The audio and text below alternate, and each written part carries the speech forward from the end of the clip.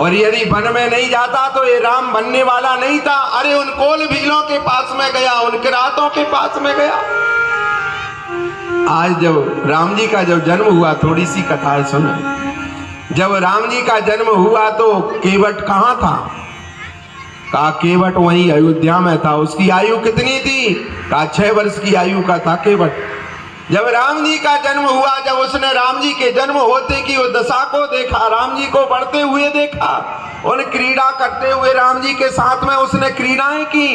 राम जी के जब उस आनंद को पाया उसने, तो जब जाने लगा अयोध्या से तो केवट राम जी से कह करके गया, शिवरंजनी आज केवट ने राम जी से कहा कि राम, हमने साथ में खेला है, साथ में क्रीड़ा की है, साथ में सारे कर्म किए हैं, और मैं अब अपने पिता के साथ में मैं वन की ओर प्रस्थान कर रहा हूं।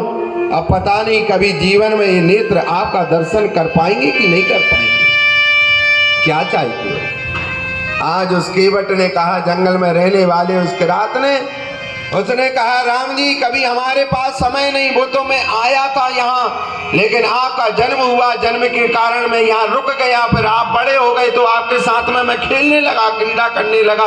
आपकी आयु 4 वर्ष की हो गई, मेरी 12 वर्ष की आयु हो गई, और अब मेरे पिता कह रहे हैं अब मुझे जाना पड़ेगा। क्या चाहते हो? राम जी ने पूछा।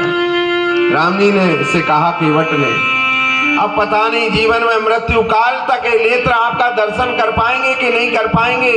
मेरे हृदय में एक ही इच्छा है, अभिलाषा है। क्या है?